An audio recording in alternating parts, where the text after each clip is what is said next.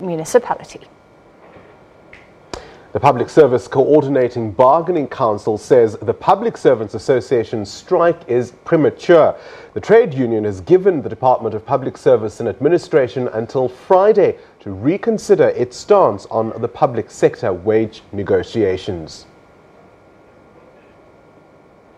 The Public Service Coordinating Bargaining Council says wage talks between unions and the Department of Public Services and Administration have not deadlocked. The Bargaining Council says the PSA is the only union so far that has rejected the 3-year agreement.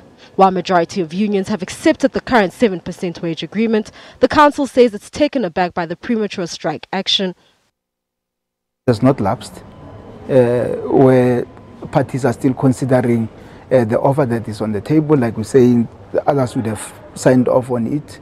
So we're really taken aback that there would be a notice for a strike when that window period has not even lapsed. The says a 7% increase is reasonable given government's tight fiscal constraints. Ratings agencies have urged government to cap government expenditure. Treasury has since advised against above-inflation salary increases, which inflate the public wage bill. It's the best deal under the circumstances, given our tight fiscal space and so on. We believe that it may not be the best, but under the circumstances, all things considered, we think that it's a reasonable offer that we should all be able to live with. The current 3-year agreement to be changed to a 1-year agreement. The union is also demanding a 10% increase for the lowest paid employee and an 8% increase for the highest paid employee. It's detrimental to the public servants. If you look at year 2, year 3, basically the agreement says that the public servants are going to get even lesser and lesser. The year 3 is even worse. There are certain categories of employees from level 12 who are not even going to get a single increase. PSA says it will extend an invitation to other unions who may want to join the strike. Meanwhile, the department says it will implement a no work, no pay policy on striking workers. Mbalenhle Mthethwa, SABC News, Johannesburg. So, maybe if you have a little nest egg, you can look into this. I'm not sure. It's fine art, isn't it? A landscape by Vincent van Gogh, as you would say, I think, fetched $8.2 million at a sale yesterday.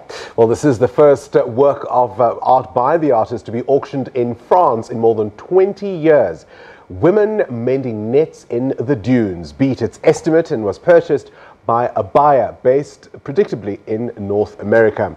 Auctioneers say the price was boosted by the fact that most of the Dutch Impressionists' works are now in museums with on average only 2 or 3 works appearing on the international market each year. The oil on paper work spent 8 years on display in the Van Gogh Museum in Amsterdam before being sold by its private owner. Painted in 1882, early in his career, it was inspired by the countryside around The Hague, where Van Gogh passed a short but formative period in terms of his artistic style. Yeah, the rich get richer indeed. Well, more news on The Full View coming up at the top of the hour. Stay with us.